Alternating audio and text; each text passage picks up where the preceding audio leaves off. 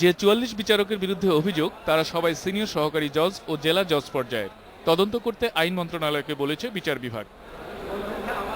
অভিযোগ মূলত দুর্নীতির, এছাড়া অদক্ষতা আর শৃঙ্খলাজনিত অপরাধও আছে।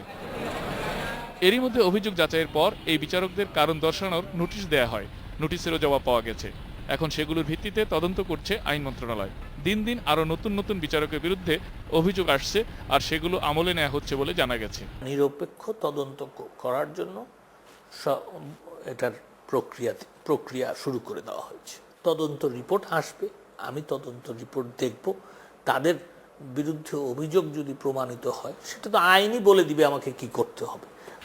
আইনমন্ত্রী বলছেন, সুপ্রিম কোর্টের পরামর্শেই তদন্ত করছে মন্ত্রণালয়। তবে যদি দুর্নীতির অভিযোগ প্রমাণিত হয়, সেক্ষেত্রে বিভাগীয় ব্যবস্থাতেই বিষয়টি শেষ নাও হতে পারে। শুধু বিভাগীয় ব্যবস্থায় এটা শেষ হোক, আমি কিন্তু সেই মতাবলম্বী নই। দুর্নীতির অভিযোগ প্রমাণিত হবে, সেখানেই আমি মনে করি যে এটা অ্যান্টি করাপশন কমিশন দ্বারা তদন্তের প্রয়োজন হবে।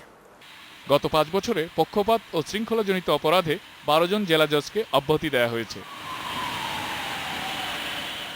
Ilias Hossain, independent news, Dhaka.